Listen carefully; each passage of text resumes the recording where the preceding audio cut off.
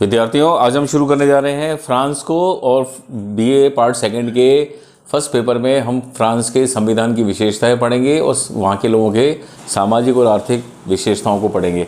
और फिर जो हमारे फ्रांस के संविधान है, ये इसको पंचम गणराज्य का संविधान भी कहते हैं, तो हम इसको पढ़ेंगे। फ्रांस राजनीति विज्ञान के विद्यार्थियों के लिए फ्रांस के संविधान का अध्ययन का विशेष महत्व है।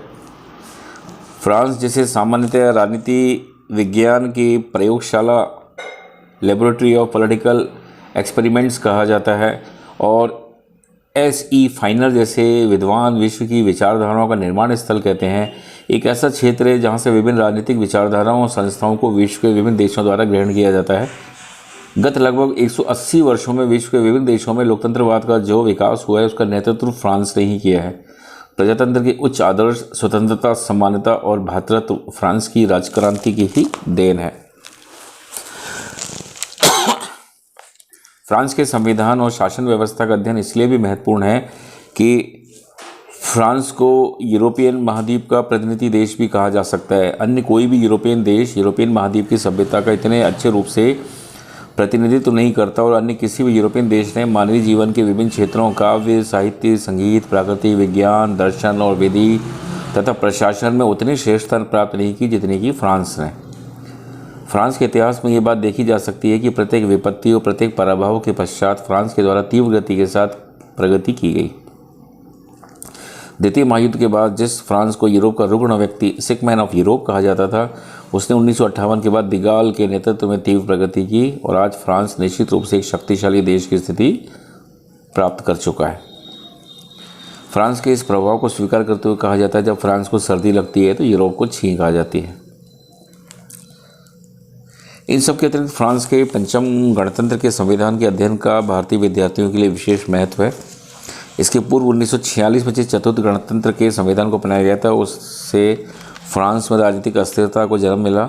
12 वर्ष के काल में फ्रांस में 25 मंत्रिमंडलों का निर्माण हुआ, और राजनीतिक अस्थिरता के कारण शासन निष्क्रिय, शिथिल और निश्चल हो गया।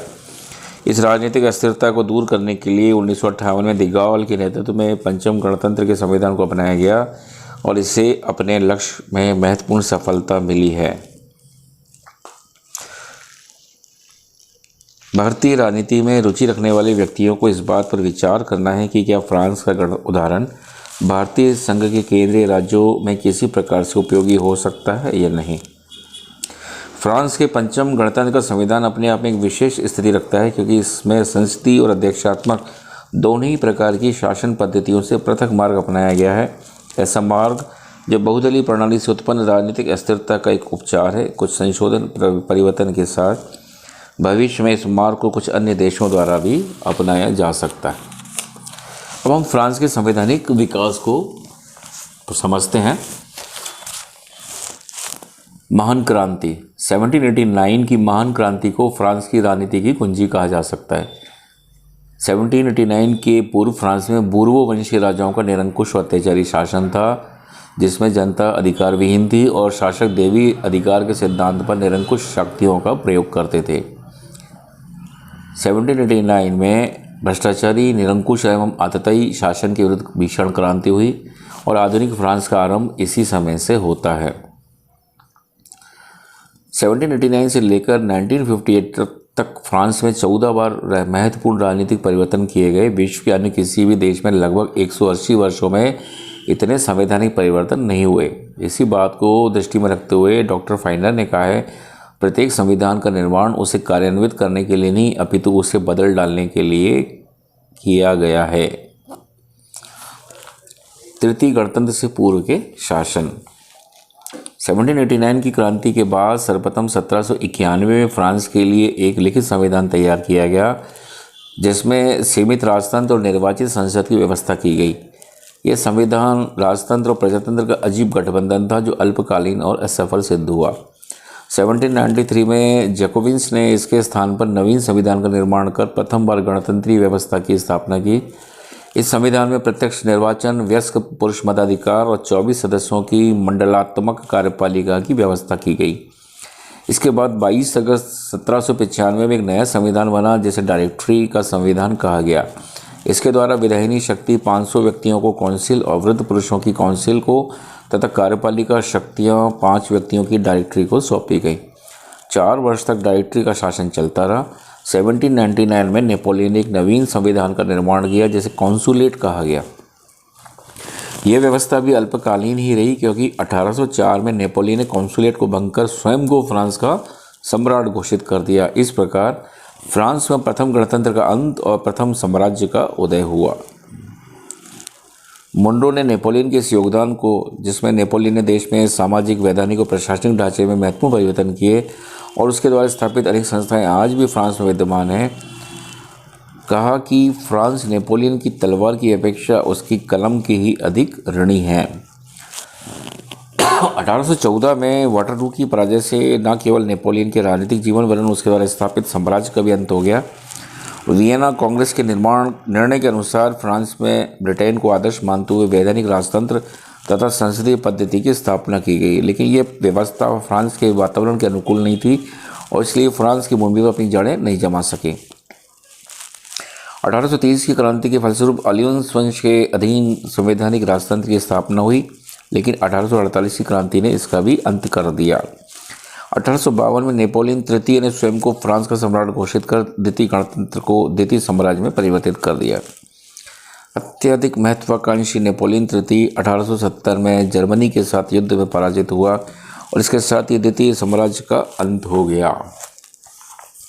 अब है तृतीय गणतंत्र 1870 से 1940। नेपोलियन तृतीय के पतन के पश्चात राष्ट्रीय सुरक्षा परिषद ने फ्रांस में अंतरिम सरकार की स्थापना की। अंतरिम सरकार के अंतर्गत निर्मित राष्ट्रीय परिषद ने स्थायी संविधान के निर्माण हेतु 30 सदस्यों का एक आयोग नियुक्त किया। 5 वर्षों में संविधान तैयार हुआ और 1875 में इसे लागू किया गया। यह संविधान ही तृतीय गणतंत्र के संविधान के नाम से विख्यात है। यह एक लिखित तथा निर्मित संविधान था और जैसे ही इसके नाम से स्पष्ट है, इसके द्वारा गणतंत्रात्मक शासन पद्धति की स्थापना की गई। संविधान में यह भी कह दिया गया था कि संसद अर्थात राष्ट्रीय सभा का संयुक्त अधिवेशन भी गणतंत्रात्मक पद्धति का अंत नहीं कर सकता। संविधान के द्वारा ब्रिटेन की संसदात्मक पद्धति को ही अपनाया गया। राज्य का अध्यक्ष एक राष्ट्रपति था, परंतु वह संवैधानिक अध्यक्ष मात्र था और वास्तविक कार्यपालिका शक्ति मंत्री परिषद में निहित थी, जो राष्ट्रीय सभा की निम्न सदन प्रतिनिधि सभा के प्रति उत्तरदायी थी। संविधान के द्वारा द्विसदनात्मक व्यवस्थापिका की स्थापना की गई थी। संसद अर्थात राष्ट्रीय सभा के 2 सदन थे, प्रतिनिधि सभा और सीनेट। संविधान के द्वारा एकात्मक शासन को अपनाया गया था और समस्त सत्ता केंद्रीय सरकार में निहित थी। यद्यपि शासन की सुविधा के लिए समस्त फ्रांस 89 प्रांतों में और प्रांत जिले तथा जिले कम्यूनों में बटे हुए थे, किंतु वस्तुतः समस्त सत्ता केंद्र में निहित थी और ये केंद्र के प्रशासनिक अभिकरण एजेंट मात्र थे। तृतीय गणतंत्र के संविधान में अनेक दोष थे और ये अपूर्ण था। ये संविधान राजतंत्रवादियों तथा गणतंत्रवादियों के बीच समझौते का परिणाम था और क्योंकि इसके निर्माता अनेक आवश्यक प्रश्नों पर भी एकमत नहीं थे, अतः यह संविधान अधूरा और अव्यवस्थित था। ये एक प्रलेख भी नहीं था, वरन यह 3 पृथक तिथियों में बने 3 कानूनों के खंडों से मिलकर बना था। ये तीनों कानून भी आवश्यकता से अधिक संक्षिप्त और अस्पष्ट थे। संविधान में नागरिकों के अधिकारों का उल्लेख नहीं था। इन्हीं आधारों पर भी जी हेनोटक्स ने इसे असंगत, अधूरा तथा दुखद बताया। अपने इन दोषों के बावजूद तृतीय गणतंत्र ने संविधान के अन्य पूर्ववर्ती संविधानों की अपेक्षा फ्रांस को स्थायित्व प्रदान किया। अब है तृतीय गणतंत्र के संविधान का अंत। 1940 में जर्मनी द्वारा पराजित होने पर तृतीय गणतंत्र और उसके द्वारा स्थापित राजनीतिक संस्थाओं का भी अंत हो गया। युद्ध काल में फ्रांस की 2 सरकारें बनी, एक का केंद्र विशी में था और दूसरा फ्रांस के बाहर।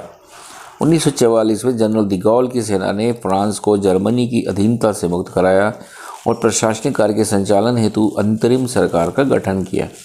स्थायी संविधान की रचना हेतु एक संविधान सभा का निर्माण हुआ, लेकिन उसके द्वारा निर्मित संविधान अस्वीकृत हो गया। अतः 1946 में द्वितीय संविधान सभा का निर्वाचन हुआ, जिसके द्वारा निर्मित संविधान 27 अक्टूबर 1946 से लागू किया गया। इससे ही चतुर्थ गणतंत्र का संविधान कहा जाता है।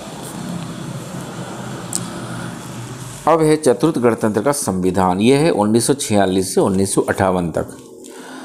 चतुर्थ गणतंत्र का संविधान मूलतः तृतीय गणतंत्र के संविधान से भिन्न नहीं था। इसके द्वारा भूतकाल से क्रांतिकारी विच्छेद नहीं किया गया। शासन का मूल रूप अब भी वही था, केवल बाहरी आवरण में ही कुछ परिवर्तन किए गए। यह संविधान भी लिखित और कठोर था और इसके द्वारा एकात्मक स्वरूप तथा संसदात्मक पद्धति को अपनाया गया था। पहले के ही समान फ्रांस की व्यवस्थापिका द्विसदनात्मक थी और प्रशासनिक कानून पूर्ववत लागू थे। स्थानीय स्वशासन के ढांचे में भी कोई परिवर्तन नहीं किया गया था, लेकिन तृतीय गणतंत्र के संविधान में व्यवस्थापिका और कार्यपालिका के संबंध में जो दोष अनुभव किए गए उन्हें चतुर्थ गणतंत्र के संविधान द्वारा दूर करने का प्रयत्न किया गया, लेकिन यह भी एक असफल प्रयोग था। अब है चतुर्थ गणतंत्र के संविधान का अंत और पंचम गणतंत्र के संविधान का निर्माण। चतुर्थ गणतंत्र का संविधान किसी राजनीतिक दर्शन विशेष का नहीं वरन विभिन्न विरोधी राजनीतिक मतालंबियों के समझौते का परिणाम था। ऑग और जिंक के शब्दों में यह समझौता तर्क का नहीं वरन परिस्थितियों का परिणाम था। संविधान में किसी राजनीतिक दर्शन का समावेश न होने के कारण इसमें जनता को आकृष्ट करने की क्षमता भी नहीं थी। चतुर्थ गणतंत्र का संविधान 1946 में लागू किया गया था और लागू किए जाने के कुछ ही दिनों बाद ये स्पष्ट हो गया था कि इसमें तृतीय गणतंत्र के संविधान की दुर्बलताएं विद्यमान हैं और अनुमान होने लगा कि चतुर्थ गणतंत्र का अंत हो गया है और तृतीय गणतंत्र पुनः अवतरित हुआ है। हर्बर्ट ल्यूची नामक स्विस इतिहासकार कहते हैं, जिस दिन से चतुर्थ गणतंत्र का जन्म हुआ उसी दिन से उसके शव की दुर्गंध निकलने लगी, फलतः उसकी मृत्यु भी दयनीय ढंग से ही हुई। इस संविधान ने जिस सबसे बड़ी बुराई को जन्म दिया वह थी राजनीतिक अस्थिरता। इस संविधान के लगभग 12 वर्षों के काल में 3 सामान्य निर्वाचन हुए, लेकिन 25 मंत्रिमंडलों का निर्माण और पतन हुआ। ऐसा कहा जाता है कि एक मंत्रिमंडल के निर्माण के दिन से ही उसके पतन की प्रक्रिया प्रारंभ हो जाती थी। राजनीतिक अस्थिरता के कारण शासन शिथिल, निष्क्रिय और निश्चल हो गया। वास्तव में इस संविधान के अंतर्गत आंतरिक प्रशासन और अंतर्राष्ट्रीय राजनीति के क्षेत्र में फ्रांस को एक के बाद दूसरी असफलता ही हाथ लगी थी और उसे यूरोप का रुग्ण व्यक्ति, सिक मैन ऑफ यूरोप कहा जाने लगा। लेकिन चतुर्थ गणतंत्र के अंत का तात्कालिक कारण वे प्रशासनिक दोष नहीं वरन सेना में राजनीतिक तत्वों का प्रवेश था। मई 1958 में अल्जीरिया में फ्रांसीसी सेना ने फ्रांसीसी सरकार के विरुद्ध विद्रोह कर नवनिर्मित फ्रांसीसी मंत्रिमंडल पर फ्रांसीसी अल्जीरिया को समाप्त करने का आरोप लगाया और उसे घुटने टेकने वाली सरकार, गवर्नमेंट ऑफ सरेंडर कहा। विद्रोही सेना ने मांग की कि फ्रांस का शासन जनरल डी गॉल को सौंप दिया जाना चाहिए, जिससे फ्रांस की खोई हुई शक्ति और प्रतिष्ठा पुनः प्राप्त की जा सके। इसी समय कोर्सिका द्वीप में भी सैनिकों ने विद्रोह कर दिया और भय होने लगा कहीं फ्रांस में गृह युद्ध न हो जाए। ऐसी स्थिति में जून 1958 में जनरल डी गॉल को फ्रांस का प्रधानमंत्री नियुक्त किया गया और यह निश्चय हुआ कि राजनीतिक दल डी गॉल के कार्य में कोई हस्तक्षेप नहीं करेंगे और डी गॉल 6 महीने के अंदर फ्रांस के लिए एक नया संविधान तैयार करेंगे। डी गॉल के मंत्रिमंडल के सदस्यों और मनोनीत परामर्शदात्री सभा के 39 सदस्यों ने 3 महीने की अवधि में ही संविधान का निर्माण कर लिया। 4 सितंबर 1958 के दिन संविधान प्रकाशित हुआ और 28 सितंबर 1958 को संविधान जनमत संग्रह के लिए मतदान में आया। मतदान में भाग लेने वाले लगभग 80% नागरिकों द्वारा इसे स्वीकृति दी गई और 4 अक्टूबर 1958 से इसे लागू किया गया।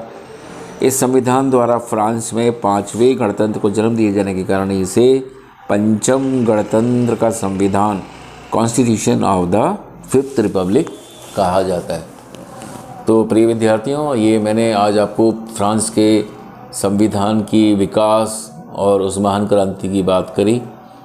आशा है आपको ये बहुत अच्छा लगा होगा और आप लोग ध्यान से पढ़ाई करेंगे और अच्छे नंबर प्राप्त करेंगे। कोई भी समस्या हो आप मुझसे संपर्क कर सकते हैं।